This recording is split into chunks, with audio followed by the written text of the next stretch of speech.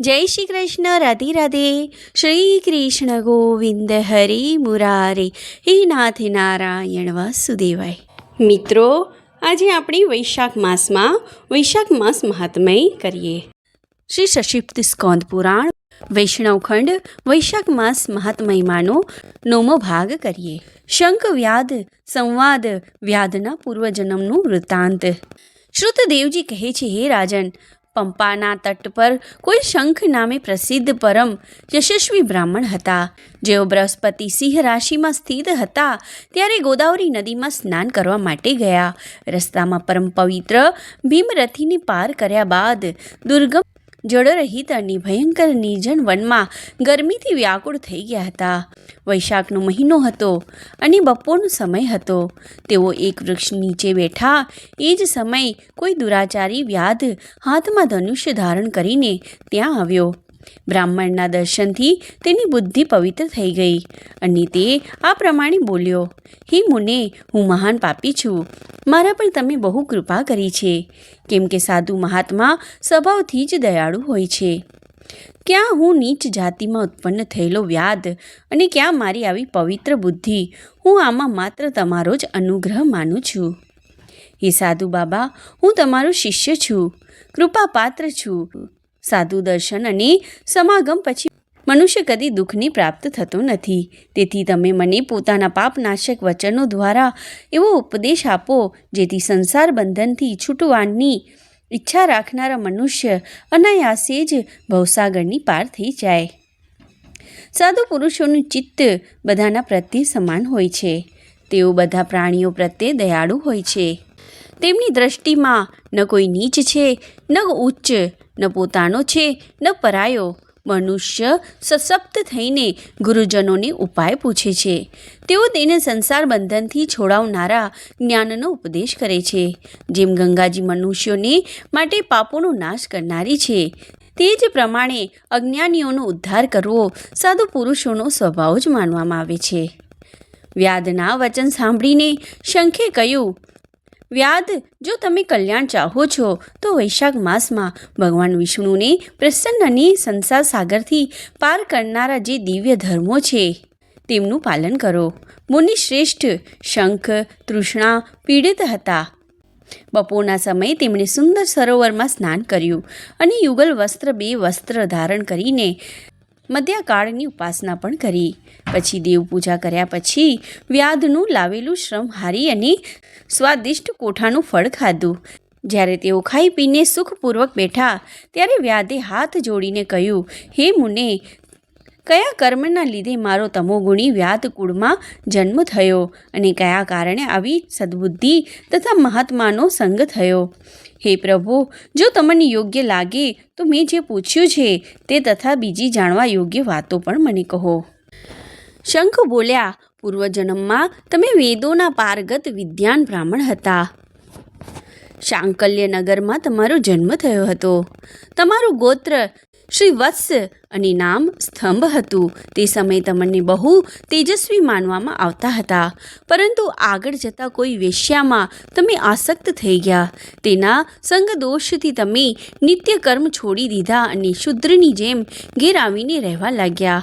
જો કે તમે સદાચાર શૂન્ય દુષ્ટ તથા ધર્મ કર્મોને ત્યાગી દીધા હતા, છતાં તમારી પત્ની કાંતિમતીએ વેશ્યા સહિત તમારી સેવા કરી. તે સદા તમારું પ્રિય કરવામાં લાગી રહેતી હતી. તે તમારા બંનેના પગ ધોતી, બંનેની આજ્ઞાનું પાલન કરતી અને બંનેથી નીચા આસન પર સૂતી હતી. આ પ્રમાણે વેશ્યા સહિત પત્નીની સેવા કરતી રહીને તે દુઃખી બ્રાહ્મણીનો ઘણો સમય વ્યતીત થઈ ગયો. એક દિવસ તેનો પતિ અપધ્ય ભોજનને લીધે ભગદરનો રોગી થઈ ગયો. આ રોગના કારણે તે રાત દિવસ બળતરાથી વ્યાકુળ રહેવા લાગ્યો. જ્યાં સુધી ઘરમાં પૈસા હતા ત્યાં સુધી વેશ્યા ઘરમાં ટકી રહી. પછી તેનું બધું ધન પડાવી લઈને તેણે આ ઘર છોડી દીધું. વેશ્યા તો ક્રૂર અને નિર્દય હોય જ છે. તેને છોડીને બીજાની પાસે ચાલી ગઈ. ત્યારે તે બ્રાહ્મણ રોગથી વ્યાકુળ થઈને રડતા રડતા તેની પત્નીને કહ્યું, હે દેવી, હું વેશ્યામાં આસક્ત અને અતિ નિષ્ઠુર વ્યક્તિ છું. મારી રક્ષા કરો. હે સુંદરી, તમે પરમ પવિત્ર છો. મેં તમારો કોઈ ઉપકાર કર્યો નથી. હે કલ્યાણી, જે પાપી પોતાની વિનીત પત્નીનો આદર કરતો નથી તે 15 જન્મો સુધી નપુંસક થાય છે. હે મહાભાગે, સાધુ પુરુષો તેની નિંદા કરે છે. તમે સાધ્વી અને પતિવ્રતા છો. હું તમારો અનાદર કરીને પાપ યોનિમાં જઈશ. તમારો અનાદર કરવાથી તમારા મનમાં જે ક્રોધ થયો હશે તેનાથી હું બળી ચૂક્યો છું. આ પ્રમાણે પશ્ચાતાપયુક્ત વચન કહી રહેલા પતિને તે પતિવ્રતા હાથ જોડીને બોલી, હે પ્રાણનાથ, તમે મારા પ્રત્યે કરેલા વ્યવહાર માટે દુઃખી ન થાઓ. લજ્જાનો અનુભવ ન કરો. હું તમારા પર સહેજ પણ નારાજ નથી. પૂર્વજન્મના પાપ જ આ જન્મમાં દુઃખ રૂપે આવે છે. જે તે દુઃખોને ધૈર્યપૂર્વક સહન કરે છે તે સ્ત્રી સાધ્વી માનવામાં આવે છે અને તે જ પુરુષ શ્રેષ્ઠ માનવામાં આવે છે. તે ઉત્તમ વર્ણવાળી સ્ત્રી પોતાના પિતા અને ભાઈઓ પાસેથી ધન માંગીને લાવી અને તેનાથી પતિનું પાલન કરવા લાગી. તેણે પોતાના પતિને સાક્ષાત શીર્ષાગસ નિવાસી વિષ્ણુ જ માન્યો. તે રાત દિવસ પતિના મળમૂત્ર સાફ કરતી અને તેના શરીરમાં પડેલા કીડાને ધીરે ધીરે કાઢતી હતી. બ્રાહ્મણી ન રાત્રે સૂતી હતી ન દિવસે. પોતાના સ્વામીના દુઃખથી સંતપ્ત થઈને તે દુખિયારી સદા આ પ્રમાણે પ્રાર્થના કર્યા કરતી હતી, હે પ્રસિદ્ધ દેવતાઓ અને પિતરો, મારા સ્વામીની રક્ષા કરો. તેમને રોગહીન અને નિષ્પાપ કરો. હું મારા પતિના આરોગ્યમાં ચંડિકા દેવીને ભેંસનું દહીં અને ઉત્તમ ભોજન અર્પણ કરીશ. ભગવાન ગણેશની પ્રસન્નતાને માટે મોદક બનાવડાવીશ. શનિવારના 10 ઉપવાસ કરીશ તથા મીઠું અને ઘી નહીં ખાઓ. મારા પતિ રોગહીન થઈને 100 વર્ષ જીવે. આ પ્રમાણે તે દેવી દરરોજ દેવતાઓને પ્રાર્થના કરતી હતી. તે દરમિયાન કોઈ કેવળ નામના મહાત્મા ત્યાં આવ્યા.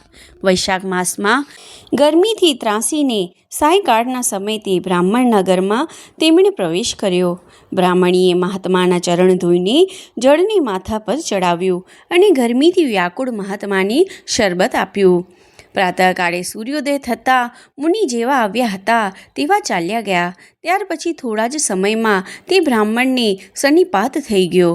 બ્રાહ્મણી સૂઠ મરી અને પીપર લઈને જ્યારે તેના મોઢામાં મૂકવા જતી હતી ત્યારે તેણે પત્નીની આંગળીને દાંતથી જેવી કરડી કે તે આંગળીનો કોમળ ભાગ તેના મોઢામાં જ રહી ગયો.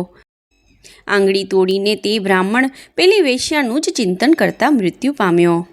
ત્યારે તેની પત્ની કાંતિમતીએ બંગડી વેચીને લાકડા ખરીદ્યા અને ચિતા બનાવીને પતિને સાથે ચિતા પર જઈને બેસી ગઈ. તેણે પતિના રોગયુક્ત શરીરનું ગાઢ આલિંગન કરીને તેની સાથે પોતાને પણ ચિતામાં બાળી દીધી. શરીર છોડીને તે એકદમ ભગવાન વિષ્ણુના ધામમાં આવી ગયો.